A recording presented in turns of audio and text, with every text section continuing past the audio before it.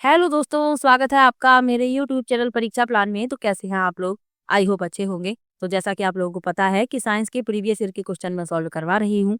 मैंने दिसंबर 2024 वाले पेपर से शुरुआत की है। मैं 15 दिसंबर वाला पेपर करवा चुकी हूँ, 14 दिसंबर 2024 वाला पेपर करवा चुकी हूँ, 7 जुलाई 2024 वाला पेपर करवा चुकी हूँ। फिर मैंने 21 जनवरी 2024 वाला पेपर करवाया है, 20 अगस्त 2023 वाला पेपर भी करवा चुकी हूँ। यानी कि उल्टे क्रम में मैं सॉल्व करवा रही हूँ। तो ये जो पेपर मैं लेकर आई हूँ ये जनवरी 2021 वाला पेपर है, क्योंकि 20 अगस्त के पहले जो पेपर हुए हैं 2022 और 23 में ऑनलाइन एग्जाम हुआ है, आप लोगों को पता होगा। तो अभी मैं सभी ऑफलाइन वाले पेपर करवा रही हूँ, तो मैं जनवरी 2021 वाला पेपर लेकर आई हूँ। तो चलिए वीडियो को शुरू करते हैं। वीडियो देखने के बाद यदि आपको अच्छा लगे, हेल्पफुल लगे तो वीडियो को लाइक और शेयर कीजिएगा, और यदि आप चैनल पर नए हैं तो चैनल को सब्सक्राइब कर लीजिए।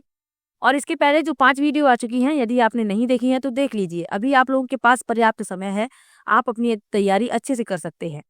आप प्रीवियस ईयर के क्वेश्चन कंप्लीट कर लेंगे। जब तक आपका नोटिफिकेशन आएगा तब तक आपके सभी प्रीवियस ईयर के क्वेश्चन कंप्लीट हो जाएंगे। फिर आपका जो सिलेबस है, सिलेबस में कोई खास चेंजमेंट होता नहीं है, तो उसके अनुसार आप पढ़ लेंगे तो अच्छे से आप एग्जाम को क्लियर कर लेंगे। तो चलिए आज की वीडियो को शुरू करते हैं। पहला प्रश्न दिया गया है, निम्नलिखित में से कौन सही मिलान का निरूपण करता है? हमें मिलान करना है, फिर बताना है कौन सा विकल्प सही है। चलिए मिलाते हैं। लिखा है, सिकुड़कर और शिथिल होकर शरीर की गति में सहायता करती है। तो सिकुड़कर और शिथिल होकर शरीर की गति में पेशियां सहायता करती हैं, मांसपेशियां। तो इसे दूसरे से मिला देंगे, पेशी। उसके बाद लिखा है, कठोर संरचना जो कंकाल बनाती है। तो कठोर संरचनाएं जो कंकाल बनाती हैं वे होती हैं अस्थियां, जिन्हें हड्डियां कहते हैं। इसे चौथे से मिला देंगे। सी में लिखा है, कंकाल का भाग जिसे झुकाया नहीं जा सकता। तो कंकाल का वह भाग जिसे झुकाया नहीं जा सकता वह होता है उपास्थि। इसे पहले से मिला देंगे। और वक्ष की अस्थि और मेरुदंड को जोड़कर बक्से की रचना करता है पसली पिंजर। तीसरे से मिला देंगे। तो अब देख लेते हैं आपका कौन सा विकल्प सही है। ए का दूसरा, बी का चौथा, सी का पहला और डी का तीसरा, यानी कि जो दूसरा विकल्प है यही इस प्रश्न का उत्तर हो जाएगा। चलिए आगे बढ़ते हैं। निम्नलिखित में से मानवों की कौन सी ग्रंथि 2 से अधिक हार्मोन का स्रावण करती है? पहला है एड्रिनल, दूसरा है पीयूष, तीसरा है अग्नाशय और चौथा है थायराइड। तो इसमें आपका जो विकल्प सही है वह है पीयूष ग्रंथि। पीयूष ग्रंथि जो होती है छोटी मटर के आकार की ग्रंथि होती है। इसे अक्सर प्रमुख ग्रंथि माना जाता है, क्योंकि यह हमारे शरीर में कई अन्य हार्मोन ग्रंथियों को नियंत्रित करती है। यह हाइपोथैलेमस और पीनियल ग्रंथि के बीच मस्तिष्क में स्थित होती है। तो ये भी आपको याद रखना है। दूसरा विकल्प इस प्रश्न का उत्तर हो जाएगा। चलिए आगे बढ़ते हैं। नीचे दिया गया कौन सा कथन सही है? लिखा है, सभी धातुएं ठोस होती हैं। दूसरा है सभी धातुएं कठोर होती हैं। तीसरा है सभी अधातुएं गैस होती हैं और चौथा है सभी अधातुएं अतन्य होती हैं। पहला लिखा हुआ है कि सभी धातुएं ठोस होती हैं, ये सही है, लेकिन जो पारा है वह अपवाद है, ये भी याद रखिएगा। क्योंकि पारा जो है कमरे के तापमान पर ठोस नहीं होता है। साथ में आपको ये भी याद रखना है। तो पहला इसमें सही है। दूसरा लिखा है सभी धातुएं कठोर होती हैं, ये भी सही है। सभी जो धातुएं होती हैं ये कठोर होती हैं, लेकिन सोडियम और पोटेशियम को छोड़कर। तो सोडियम और पोटेशियम जो होती हैं ये नरम होती हैं, चाकू से काटी जा सकती हैं। अपवाद भी साथ में याद रखिएगा। सभी अधातुएं गैस होती हैं। तो अधातुएं तीनों अवस्थाओं में विद्यमान हैं। अधिकांश गैसें हैं, लेकिन कुछ द्रव भी हैं और कुछ ठोस भी होती हैं। तो ये भी याद रखना है आपको।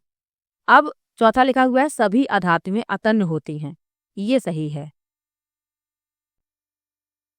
तो सभी जो अधातुएं होती हैं ये तन्य नहीं होती, यानी कि अतन्न होती हैं, क्योंकि ये भंगुर होती हैं, जल्दी टूट जाती हैं। तो इसमें जो सत्य कथन है वह चौथा विकल्प है, यही इस प्रश्न का उत्तर हो जाएगा। चलिए आगे बढ़ते हैं। लिखा है बाई कोई मानव निर्मित रेशा यानी फाइबर है जिसे प्राकृतिक स्रोत से प्राप्त किया जाता है। बाई हो सकता है।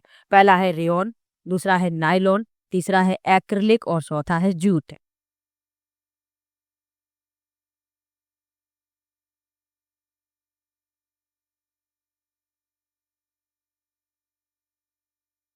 तो बाई कोई मानव निर्मित रेशा है जिसे प्राकृतिक स्रोत से प्राप्त किया जाता है। तो रेशे जो है मुख्य रूप से दो प्रकार के होते हैं, प्राकृतिक रेशे और कृत्रिम रेशे। प्राकृतिक रेशे वे रेशे होते हैं जो पौधों, जानवरों या खनिज स्रोतों से प्राप्त होते हैं, जैसे कपास, रेशम, ऊन। और कृत्रिम रेशे एक कपड़े बनाने के लिए तैयार किए गए मानव निर्मित बहुलक हैं। अब इसमें यही पूछा गया है कि बाई कोई मानव निर्मित रेशा है, तो ये होगा रेयॉन। पहला विकल्प इसमें सही हो जाएगा, रेयॉन, जिसे प्राकृतिक स्रोत से प्राप्त किया जाता है। तो बाई हो सकता है, बाई है रेयॉन। रेयॉन जो है एक कृत्रिम रेशा है जिसके गुण रेशम के समान हैं। रेयॉन को लकड़ी के गूदे जैसे प्राकृतिक स्रोत से प्राप्त किया जाता है। तो साथ में आपको ये भी याद रखना है। चलिए आगे बढ़ते हैं। लिखा है घरेलू ईंधन के रूप में कौन सा सबसे अधिक उपयुक्त है।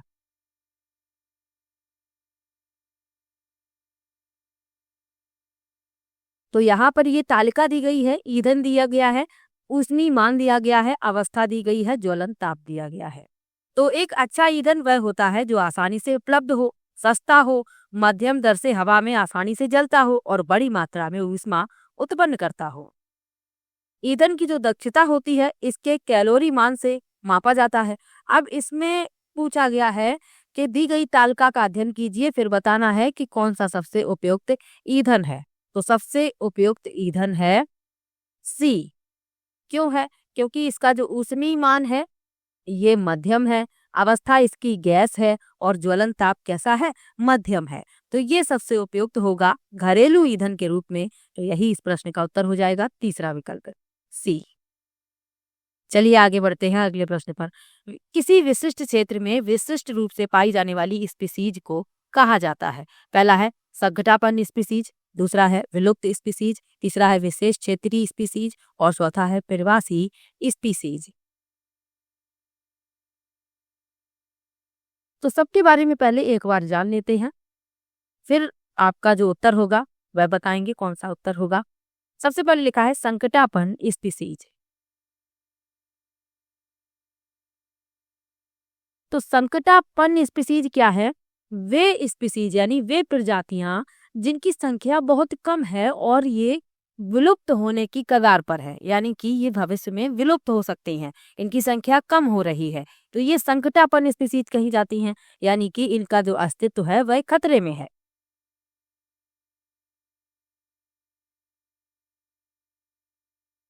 तो ये संकटापन्न स्पीसीज हो गई। फिर लिखा है विलुप्त स्पीसीज। तो विलुप्त स्पीसीज यानी कि विलुप्त प्रजातियां वे प्रजातियां हैं जो पृथ्वी पर अब कहीं भी मौजूद नहीं हैं, यानी कि पहले थी लेकिन अब कहीं पर भी ये मौजूद नहीं है, विलुप्त हो चुकी हैं। तो ये किसी पौधे की हो सकती हैं या किसी जानवर की हो सकती है। तो ये विलुप्त स्पीसीज कही जाती हैं। विशेष क्षेत्रीय स्पीसीज क्या होती हैं? किसी विशिष्ट क्षेत्र में विशिष्ट रूप से पाई जाती हैं। तो यही इस प्रश्न का उत्तर हो गया, तीसरा विकल्प। ये किसी विशेष क्षेत्र में पाई जाती हैं, तो ये कही जाती हैं विशेष क्षेत्रीय स्पीसीज। और प्रवासी स्पीसीज क्या होती हैं? तो प्रवासी प्रजातियां एक ऐसी प्रजाति है जो लंबी दूरी पर अक्सर नियमित समय पर एक स्थान से दूसरे स्थान तक जाती हैं। तो ये प्रवासी स्पीसीज कही जाती हैं। तो इन सब के बारे में आपको जानकारी आवश्यक है। इसमें आपका तीसरा विकल्प सही हो गया। चलिए आगे बढ़ते हैं, अगले प्रश्न पर चलते हैं। लिखा है धातु एक्स धातु बाई को उसके लवण विलयन से विस्थापित कर देती है, परंतु जेड को उसके लवण विलयन से विस्थापित करने योग्य नहीं है। इनमें सबसे ज्यादा अभिक्रियाशील धातु कौन सी है? पहला है एक्स, दूसरा है बाई, तीसरा है जेड और चौथा है निर्धारित नहीं किया जा सकता।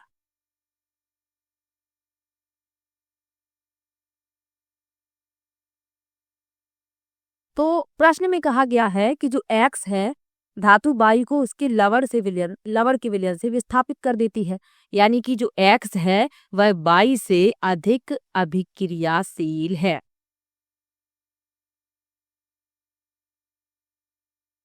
फिर लिखा है परंतु धातु जैद को उसके लवण विलयन से विस्थापित करने योग्य नहीं है। तो जैद धातु अधिक अभिक्रियाशील है, इसीलिए तो एक्स उसको उसके लवण के विलयन से विस्थापित नहीं कर पा रही है, तो सबसे अधिक अभिक्रियाशील हो गई जेड। फिर एक्स वाई इस क्रम में ये होंगी, यानी कि सबसे अधिक अभिक्रियाशील पूछी गई है तो सबसे अधिक अभिक्रियाशील है जेड। तीसरा विकल्प इसमें आपका सही हो जाएगा। चलिए आगे बढ़ते हैं। किसी बिंब से प्रकाश किरणें किसी पृष्ठ पर गिरती हैं तथा पूर्णतः विसरित ढंग से परावर्तित हो जाती हैं। आप इस बिंब के प्रतिबिंब की प्रकृति के बारे में क्या कह सकते हैं? पहला है यह आभासी और समान साइज का होगा। दूसरा है यह वास्तविक और आवर्धित होगा। तीसरा है यह आभासी और आवर्धित होगा। और चौथा है कोई प्रतिबिंब नहीं बनेगा।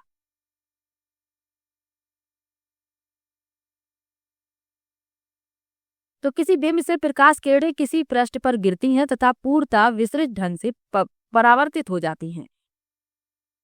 तो इस बिंब के प्रतिबिंब की प्रकृति के बारे में क्या कह सकते हैं? तो इसमें क्या होगा? कोई भी प्रतिबिंब नहीं बनेगा।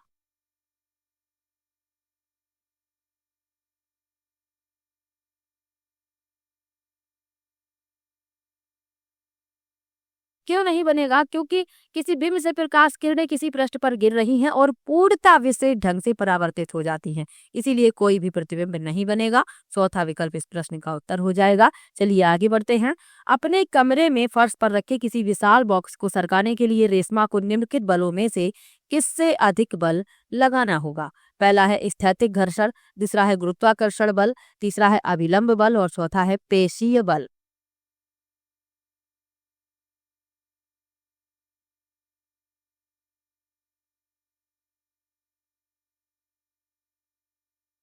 तो कमरे में फर्श पर रखे किसी विशाल बॉक्स को सरकाना है तो रेशमा को स्थैतिक घर्षण बल से अधिक बल लगाना होगा। पहला विकल्प इसमें सही हो जाएगा। एनसीईआरटी में जो बल वाला चैप्टर है जिसमें बल के बारे में समझाया गया है, उसमें इन सब के बारे में आपको डिटेल में पढ़ने के लिए मिलेगा। घर्षण बल के बारे में भी पढ़ाया गया है, उसमें सभी बलों के प्रकार भी बताए गए हैं, तो उसमें आपको डिटेल में पढ़ने के लिए मिलेगा।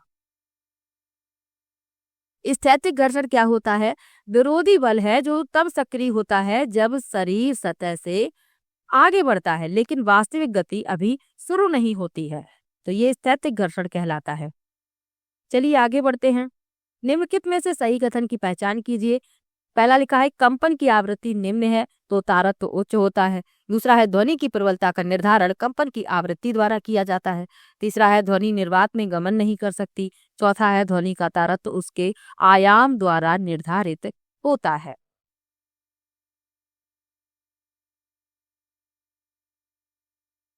तो ध्वनि जो है कंपन द्वारा उत्पन्न होती है।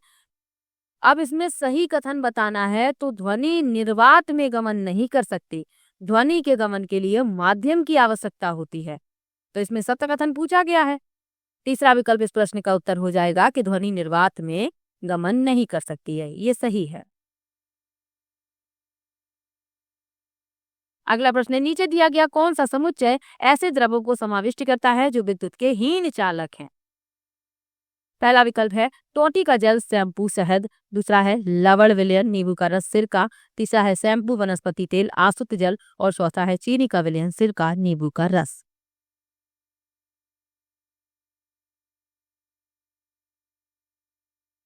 तो विद्युत के हीन चालक पूछे गए हैं तो शैम्पू वनस्पति तेल और आसुत जल।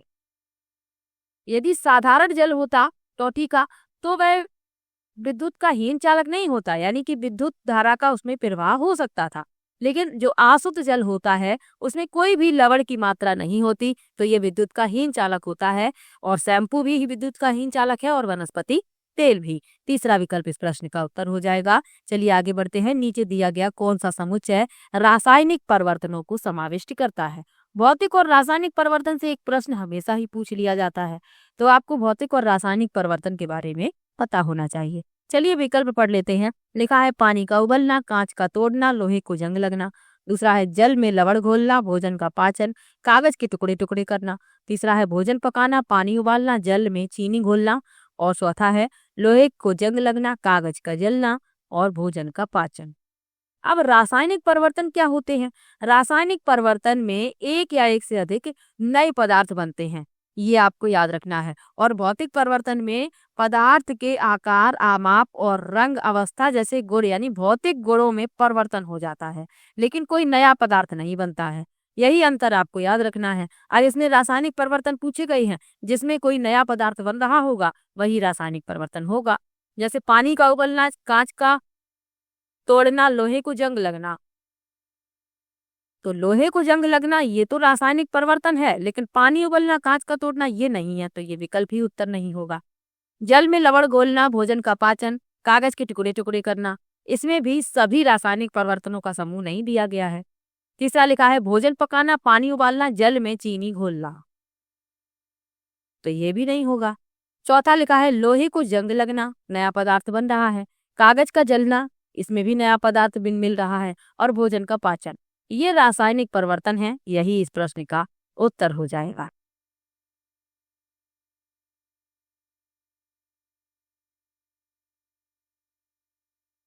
अगला प्रश्न दिया गया है नीना किराने की कुछ वस्तुएं खरीदने के लिए साइकिल से बाजार जा रही थी।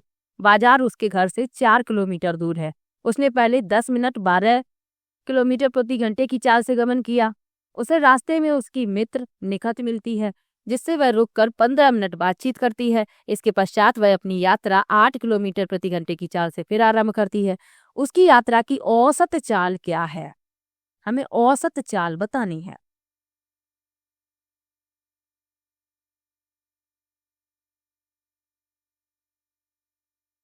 तो सवाल को ध्यान से पढ़िए। क्या लिखा है? दूरी कुल कितनी है? दूरी है 4 किलोमीटर। दूरी कितनी दी गई है? 4 किलोमीटर हमें दी गई है। अब पहले उसने 10 मिनट 12 किलोमीटर प्रति घंटे की चाल से गमन किया है। चाल बराबर होता है दूरी बटे में समय। हमें चाल दी गई है कितनी? 12 किलोमीटर प्रति घंटा। हम लिख लेते हैं चाल की जगह पर चाल। चाल बराबर दूरी बटे समय होता है। दूरी हमें निकालनी है कि 10 मिनट में उसने कितनी दूरी तय की है, तो हम दूरी की जगह पर लिख लेते हैं x। समय कितना है? 10 मिनट। 10 मिनट को हमें घंटे में परिवर्तित करना है, तो हमें 60 से भाग देना होगा। ये 12 लिखा हुआ है यहाँ पर, ये 60 चले जाएंगे x के पास और नीचे बचेंगे 10। यहाँ लिख लेते हैं 10। ये 10 से 60 6 बार कट जाएंगे। 12 बराबर हो गया 6x। 6 से 12 2 बार कट जाएंगे, यानी कि 10 मिनट में उसने कितनी दूरी तय की? 2 किलोमीटर की। अभी सवाल पूरा नहीं हुआ है, हमें औसत चाल बतानी है। हमने निकाला कि 10 मिनट में उसने 2 किलोमीटर की दूरी तय की। ये कर देते हैं इरेज। दूरी हमने निकाल ली है। आगे और भी सवाल है, उसको भी लगाना है।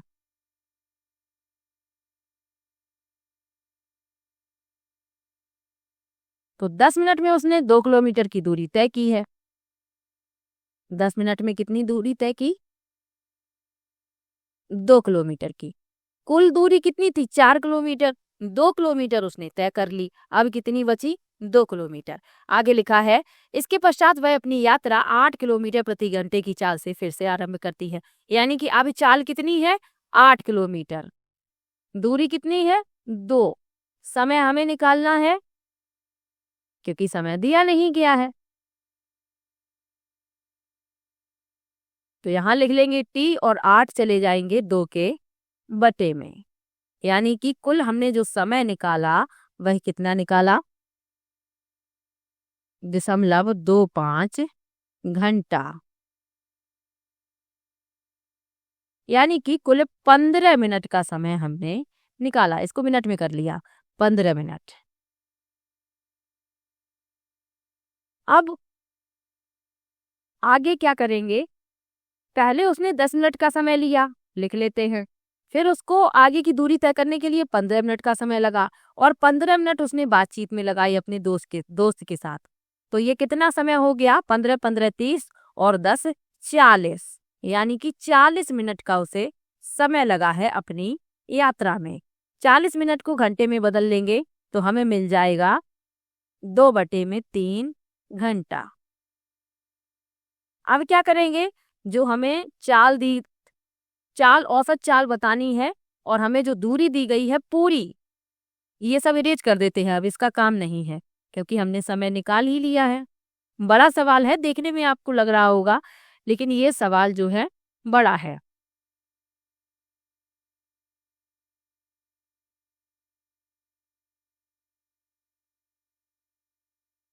तो कुल समय हमने कितना निकाला, 10 मिनट ये, 15 मिनट दूसरी दूरी को तय करने में और 15 मिनट बातचीत में, 40 मिनट। 40 मिनट को घंटे में परिवर्तित कर लेंगे, 2/3 घंटा। कुल दूरी कितनी थी, 4 किलोमीटर की। तो 4 में 2/3 से दे देंगे भाग, ये 3 चले जाएंगे ऊपर 4 के पास, यानी कि यहाँ हो जाएगा 4 गुणा 3/2। 2 से 4 कट जाएंगे, 2 दूनी 4 और 3 दूनी 6, 6 किलोमीटर प्रति घंटा पहला विकल्प इस प्रश्न का उत्तर है।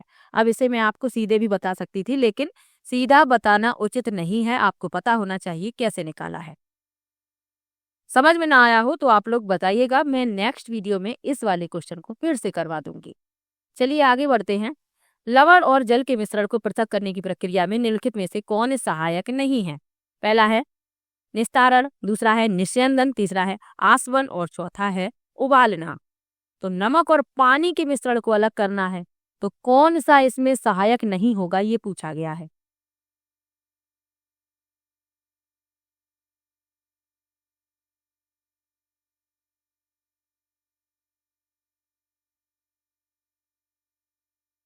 तो लवण और जल के मिश्रण में सहायक नहीं है निस्तारण, तो यही इस प्रश्न का उत्तर हो जाएगा। चलिए आगे बढ़ते हैं। नीचे दिए गए प्रकाश के कौन से गुणधर्मों का उपयोग छाया बनने की परिघटना की व्याख्या के लिए किया जा सकता है। पहला है प्रकाश सरल रेखा में गमन करता है, दूसरा है प्रकाश उच्च चाल से गमन करता है, तीसरा है प्रकाश 7 रंगों से बना होता है और चौथा है प्रकाश अपारदर्शी वस्तुओं से नहीं गुजरता।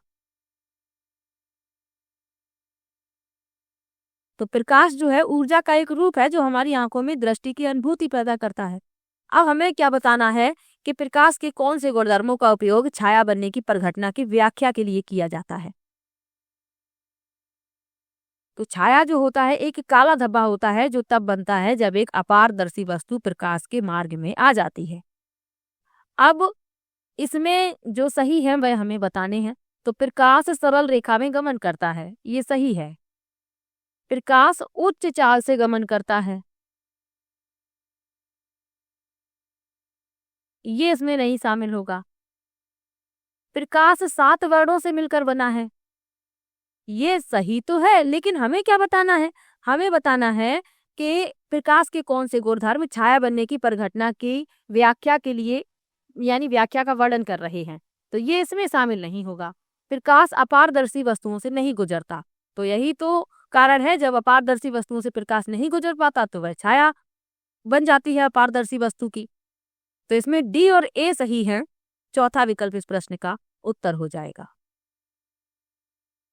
अगला प्रश्न, निम्नलिखित में से सही कथन को पहचानिए। पहला है बलुआ मृदा में महीन कणों का अनुपात चिकनी मृदा की अपेक्षा उच्चतर होता है। दूसरा है चिकनी मृदा में बड़े कणों और महीन कणों की मात्रा लगभग बराबर होती है। तीसरा है दोमट मृदा में बड़े कणों का अनुपात बलुआ मृदा की अपेक्षाकृत उच्चतर होता है। और चौथा है चिकनी मृदा में महीन कणों का अनुपात दोमट मृदा की अपेक्षाकृत उच्चतर होता है। तो मृदा के बारे में आप सभी लोग जानते हैं, जिसे मिट्टी कहते हैं। अब इसमें क्या बताना है कि जो सत्य कथन है वह बताना है। तो यदि मिट्टी में बड़े कणों का अनुपात अधिक होता है तो इसे रेतीली मिट्टी कहा जाता है। यदि महीन कणों का अनुपात अपेक्षाकृत अधिक होता है तो इसे किले यानी कि चिकनी मिट्टी कहा जाता है। यदि बड़े और बारीक कणों की मात्रा लगभग समान है तो मिट्टी को दोमट मिट्टी कहा जाता है। अब इसमें जो सत्य कथन है वह है चौथा विकल्प। चिकनी मृदा में महीन कणों का अनुपात दोमट मृदा की अपेक्षा उच्चतर होता है। जो चिकनी मिट्टी होती है उसमें महीन कण होते हैं, आप सभी लोगों ने देखी भी होगी चिकनी मिट्टी। चलिए आगे बढ़ते हैं। विटामिन एक्स की हीनता के कारण मसूड़ों से रुधिर बहने लगता है। यह विटामिन वाई के अवशोषण के लिए आवश्यक है तथा एक्स भोजन जेड में पाया जाता है। एक्स वाई जेड को पहचानिए। तो मसूड़ों में रुधिर बहता है किस विटामिन की कमी से? विटामिन सी की कमी से। मैंने एक विटामिन की वीडियो भी बनाई है जिसमें मैंने सभी प्रकार के विटामिन को समझाया है। यदि आप वो वीडियो देखना चाहते हैं तो देख लीजिएगा, मैं इस वीडियो के डिस्क्रिप्शन में उस वीडियो का लिंक दे दूंगी। उसमें मैंने सभी प्रकार के विटामिन, उनके स्रोत, इनकी कमी से होने वाले रोग, इन सब के बारे में बताया है। क्योंकि विटामिन ऐसा टॉपिक है जिससे सभी प्रतियोगी परीक्षाओं में प्रश्न पूछ लिए जाते हैं। चलिए प्रश्न देखते हैं। तो विटामिन सी की कमी से मसूड़ों में रुधिर बहने लगता है और यह विटामिन खनिज वाई के अवशोषण के लिए आवश्यक है, यानी कि आयरन के अवशोषण के लिए आवश्यक है। और ये खट्टे फलों में पाया जाता है। खट्टे फल जैसे कि मौसमी है, संतरा है, अंगूर है, नींबू है, आंवला है, इन सब में पाया जाता है। इसमें जो विकल्प सही है वह है आपका दूसरा विकल्प। एक्स हो गया विटामिन सी, वाई हो गया आयरन और जेड हो गया नींबू वंश के फल। चलिए आगे बढ़ते हैं। निम्नलिखित कथन में से कौन सा विज्ञान की प्रकृति का सबसे अच्छा वर्णन करता है? पहला है विज्ञान विश्वासों की एक प्रणाली है। दूसरा है विज्ञान प्रकृति में सामाजिक है। तीसरा है वैज्ञानिक अपने कार्य में पूर्ण रूप से निष्पक्ष होते हैं। चौथा है वैज्ञानिक विधि अनुसंधान के संचालन के लिए एकमात्र मार्गदर्शिका है।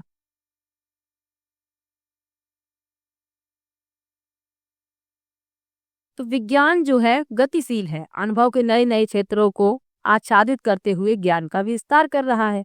अब इसमें बताना है कि विज्ञान की प्रकृति का सबसे अच्छा वर्णन कौन कर रहा है? तो विज्ञान प्रकृति में सामाजिक है। दूसरा विकल्प इसमें सही हो जाएगा। चलिए आगे बढ़ते हैं। विज्ञान की पाठ्यचर्या में संज्ञानात्मक वैधता का अर्थ है। पहला है विज्ञान की अवधारणाएं समय के साथ कैसे विकसित होती हैं का समावेश। दूसरा है शिक्षार्थियों के संज्ञानात्मक स्तर के अनुसार सामग्री का समायोजन। दूसरा है पाठ्य वस्तु का तुच्छीकरण और चौथा है विज्ञान के उचित मजेदार तत्वों को शामिल करना। तो विज्ञान की पाठ्यचर्या में संज्ञानात्मक वैधता का अर्थ पूछा गया है। तो संज्ञानात्मक वैधता के लिए आवश्यक है कि पाठ्यक्रम की सामग्री, प्रक्रिया, भाषा और शैक्षणिक व्यवहार शिक्षार्थी के आयु के उपयुक्त हों और बच्चे की संज्ञानात्मक पहुंच के भीतर हों ताकि बच्चे उसे अच्छे ढंग से समझ सकें। तो इसमें आपका जो दूसरा विकल्प है यही इस प्रश्न का उत्तर हो जाएगा। शिक्षार्थियों के संज्ञानात्मक स्तर के अनुसार सामग्री का समायोजन। चलिए आगे बढ़ते हैं। एनसीएफ 2005 के अनुसार उच्च प्राथमिक स्तर के विज्ञान की पाठ्यचर्या में निम्नलिखित में से कौन सा अनुशंसित है? पहला है अवधारणाओं को रोजमर्रा के अनुभव की समझ बनाने से जोड़ा जाना चाहिए। दूसरा है अवधारणाओं तक गतिविधियों यानी प्रयोगों द्वारा पहुंचा जाना चाहिए। तीसरा है अवधारणाओं का विषयक उपागम द्वारा शिक्षण होना चाहिए और चौथा है अवधारणाओं के साथ नियम और सिद्धांतों को पेश करने की आवश्यकता है।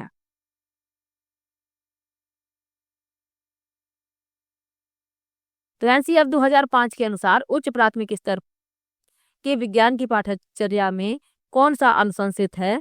तो अवधारणाओं को रोजमर्रा के अनुभव की समझ से जोड़ा जाना चाहिए।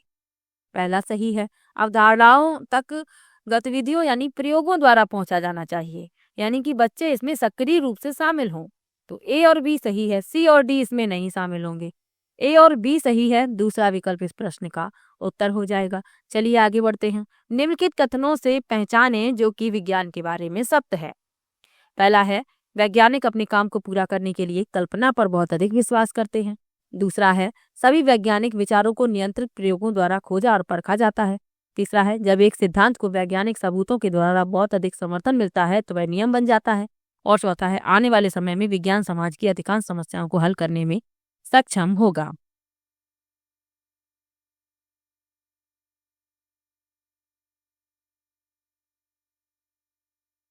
तो विज्ञान के बारे में जो सत्य है वह हमें बताना है। तो वैज्ञानिक अपने काम को पूरा करने के लिए कल्पना पर बहुत अधिक विश्वास करते हैं, ये सही है। पहला विकल्प इस प्रश्न का उत्तर हो जाएगा। चलिए आगे बढ़ते हैं।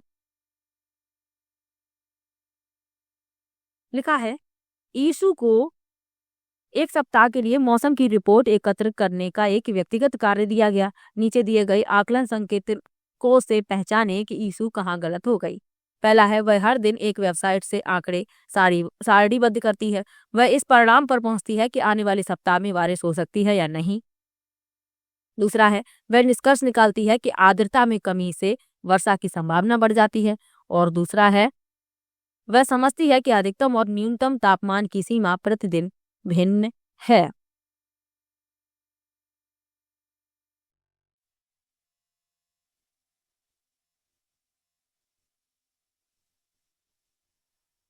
तो पूछा गया है कि आकलन संकेतों से पहचानना है कि जो इशू है वह कहाँ पर गलत हो गई। तो वह इस परिणाम पर पहुंचती है, यानी कि ये निष्कर्ष निकालती है कि आर्द्रता में कमी से वर्षा की संभावना बढ़ जाती है।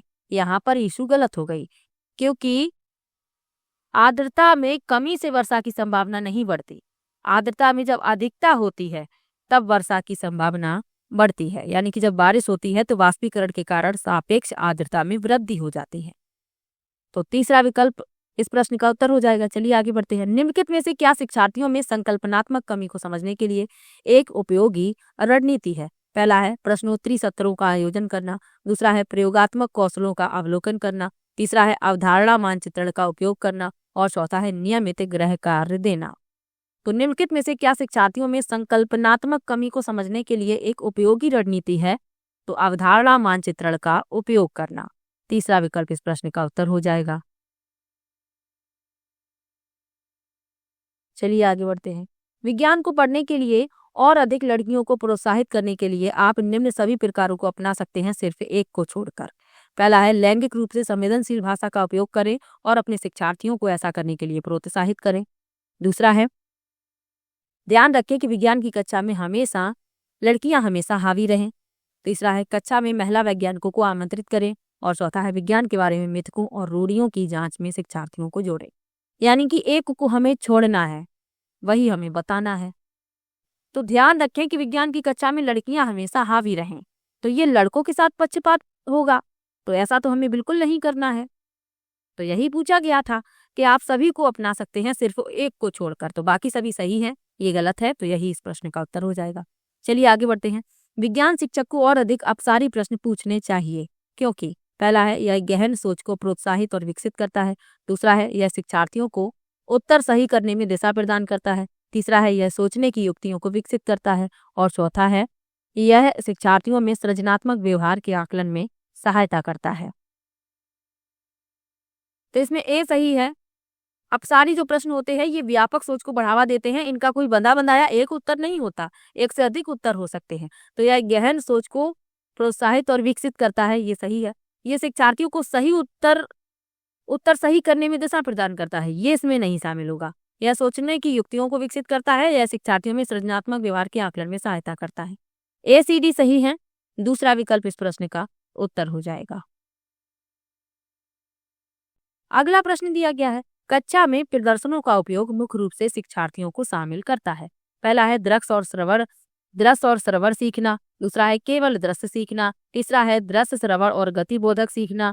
और चौथा है श्रवण और गतिबोधक सीखना। तो कक्षा में प्रदर्शनों का उपयोग मुख्य रूप से शिक्षार्थियों को शामिल करता है दृश्य और श्रवण अधगम, यानी दृश्य और श्रवण सीखना। पहला विकल्प इस प्रश्न का उत्तर हो जाएगा। अगला प्रश्न है घनत्व की अवधारणा के शिक्षण के लिए जांच उपागम का उपयोग करके अपनी विज्ञान कक्षा के लिए नियोजन का क्रम दें। पहला है शिक्षार्थियों को तैरने और डूबने वाली वस्तुओं के बीच संबंध निर्धारित करने का अवसर दें। दूसरा है शिक्षार्थियों को विभिन्न वस्तुओं के साथ टब में पानी के साथ खेलने का अवसर दें। और सी में लिखा है शिक्षार्थियों को एक छोटी नाव डिजाइन करने के लिए कहें जो 1 किलोग्राम वजन ले जा सके। तो सबसे पहले क्या करना है, शिक्षार्थियों को विभिन्न वस्तुओं के साथ टब में पानी के साथ खेलने का अवसर दें, ताकि बच्चे समझ सकें कौन सी वस्तुएं तैर रही हैं, कौन सी वस्तुएं डूब रही हैं। ये होगा पहले नंबर पर। फिर क्या करना है, शिक्षार्थियों को तैरने और डूबने वाली वस्तुओं के बीच संबंध निर्धारित करने का अवसर दें। फिर छोटी एक नाव बनाने के लिए कहें जो 1 किलोग्राम तक वजन ले जा सके। तो पहले आएगा बी के बाद ए के बाद सी। चौथा विकल्प इस प्रश्न का उत्तर हो जाएगा। चलिए आगे बढ़ते हैं। बाई कोई ऐसा पौधा है जिसमें क्लोरोफिल यानी कि हरित लवक नहीं होता। बाई हो सकता है। पहला है कसकुटा यानी कि अमरवेल। दूसरा है शैवाल, तीसरा है घटपर्णी यानी कि पिचर पादप और चौथा है मेपल वृक्ष।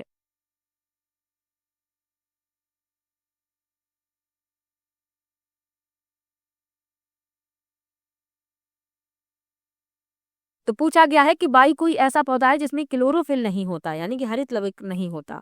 तो बाई है कस्कुटा यानी कि अमरवेल। ये एक परजीवी पौधा है, ये भी याद रखिएगा। यह जिस पौधे पर चढ़ता है उसी से अपना भोजन प्राप्त करता है, तो इसीलिए ये परजीवी कहा जाता है।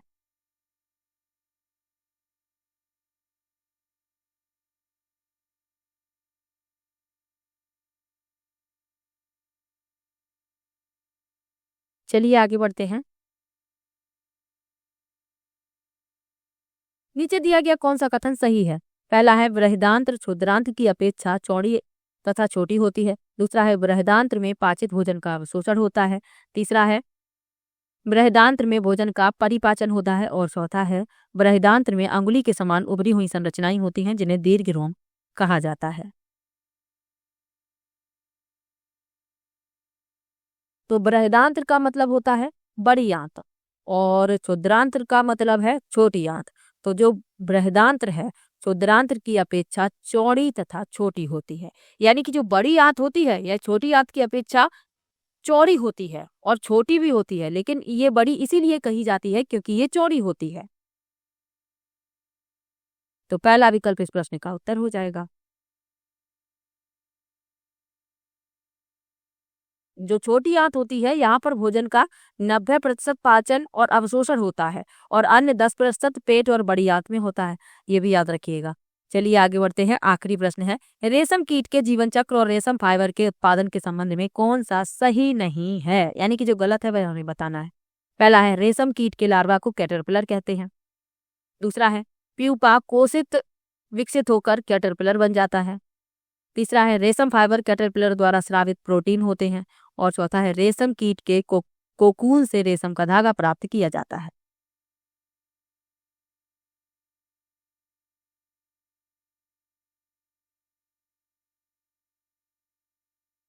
तो रेशम कीट के जीवन चक्र के बारे में आपको क्या क्या याद रखना है। पहला जो चरण है तो इसमें क्या होता है, मादा रेशम कीट अंडे देती है। चरण 2 में क्या होता है, लार्वा के कैटरपिलर को साइलोकोथ के अंडों से निकाला जाता है और वे सहसूत के पत्तों को खाते हैं और लगभग 30 दिनों तक इन पत्तियों की एक बड़ी मात्रा का सेवन करते हैं। चरण तीसरे में क्या होता है, रेशम का कीड़ा एक सुरक्षात्मक कोकून को अपने चारों ओर घुमाता है। यह एक छोटी कपास की गेंद के आकार का होता है और यह रेशम के एक ही धागे से बना होता है। चौथे चरण में प्यूपा एक वयस्क कीट में बदल जाता है। अब इसमें जो गलत है वह हमें बताना है। इसमें लिखा है, जो दूसरा विकल्प लिखा है कि प्यूपा विकसित होकर कैटरपिलर बन जाता है, ये गलत है क्योंकि जो प्यूपा है अभी मैंने आपको बताया विकसित होकर वयस्क कीट में बदल जाता है। तो ये गलत है, गलत ही पूछा गया है, तो यही इस प्रश्न का हो जाएगा उत्तर। तो ये पेपर था जनवरी 2021 वाला। किसी भी प्रश्न में आपको डाउट हो आप कमेंट बॉक्स में जरूर लिखिएगा। वीडियो कैसा लगा ये भी कमेंट में जरूर बताइएगा। मिलते हैं नेक्स्ट वीडियो में। और इसके पहले वाली यदि वीडियो नहीं देखे हैं तो देख लीजिए, आपको उनसे हेल्प मिलेगी क्योंकि प्रीवियस ईयर के क्वेश्चन पढ़ना बहुत ही ज़्यादा जरूरी है। तो चलिए मिलते हैं नेक्स्ट वीडियो में, तब तक के लिए बाय बाय।